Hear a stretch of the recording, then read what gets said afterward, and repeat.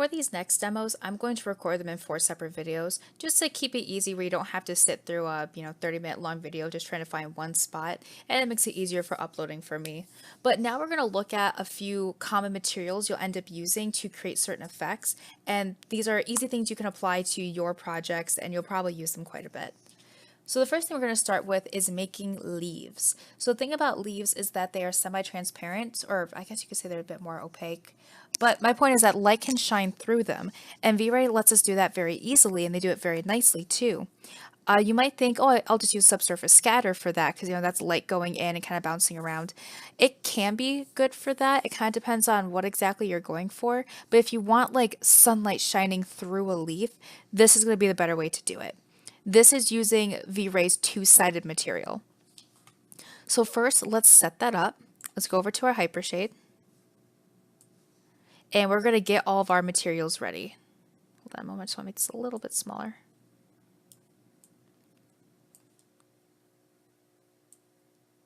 Okay, so I'm going to first make 2 V-Ray materials, 1 and 2.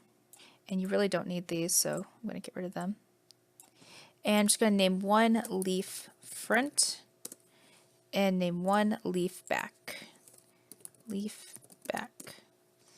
And if you downloaded the file that I gave you guys, the texture files will already be in there.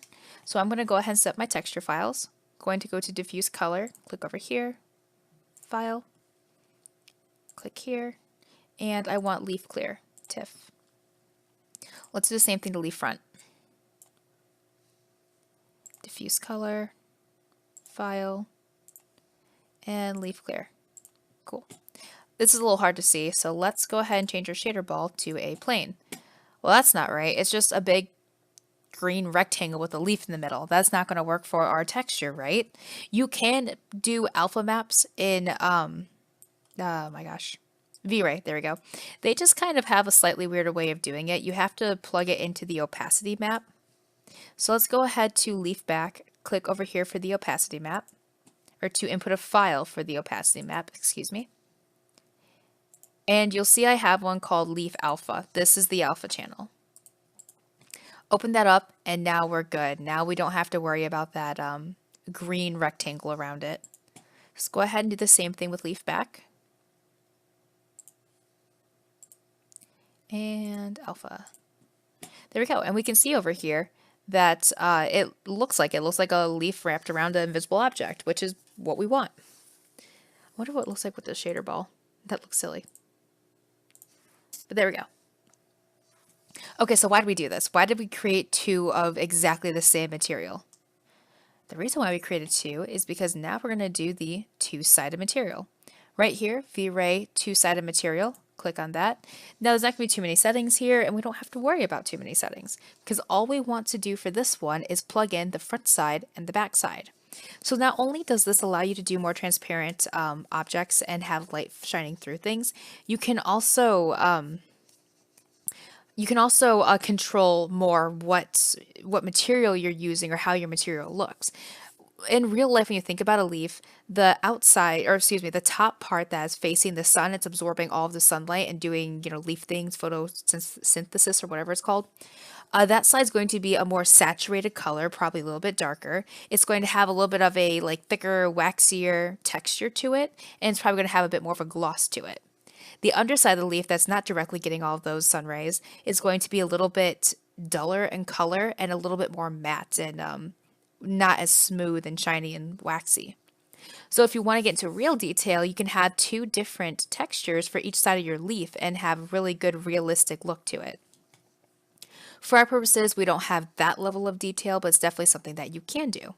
So what we're going to do is we're going to go ahead and plug in front and back into, you guessed it, front and back materials. Click with your middle mouse button, the middle one, and drag all the way over here until you see it kind of line up with front material. And drop it. Now, see how this hasn't changed yet?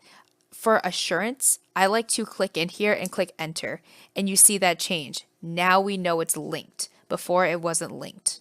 I had that issue every time. I'm like, why isn't it linking? And I felt silly. Do it again with the back texture. I'm going to click in here and hit enter to make sure that it linked, and we should be good. And we can see this on our plane. There we go. Okay, so now let's go ahead and apply it. Let's apply it. Assign existing material. You want the V-Ray two-sided material, not one of these two. These two are setting it up. On that note, if you do want to go into and change the materials and textures at all, you're not going to want to change them right here from this two-sided one. You want to go in and actually change them from here. I'm going to go ahead, just for assurance, add one more material because we're going to do a plain leaf. Let's do plain leaf, and I'm going to show you the difference between the two of them. So I'm going to do the same exact thing. I'm going to add the leaf texture, add the alpha layer,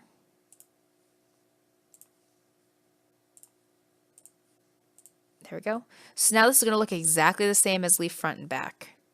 Let's go ahead and apply this one to the rectangle next to it. So plain leaf. Already we can see a difference. This one does have the square showing up, but don't worry, it's not going to show up around it. But this one looks transparent, this one doesn't. So we're sitting here thinking, cool, it's doing its job already. Go ahead and make sure the sphere light is disabled behind it. I don't want that backlighting to show yet. I only want this dome light that I have in here to show. And let's go ahead and do a render. Okay, good, stayed on V-Ray. So if we're just looking at this off the bat, we're a little disappointed. We're like, wait a minute, this transparent leaf on this side is darker than this leaf right here that has, it should have no light coming through it. That's not cool. It's not what we wanted. I'm going to go ahead and send this image to Maya's buffer for just a moment. Right? Isn't that what this one does? I guess it doesn't want to work. Oh well, no problem. So it looks wrong, right? It looks like we did it wrong. Not quite though. If we go ahead and turn on this light now, the backlight behind these two, and it's going to be a harsh backlight. This isn't really something you would do naturally, but it'll really show the difference.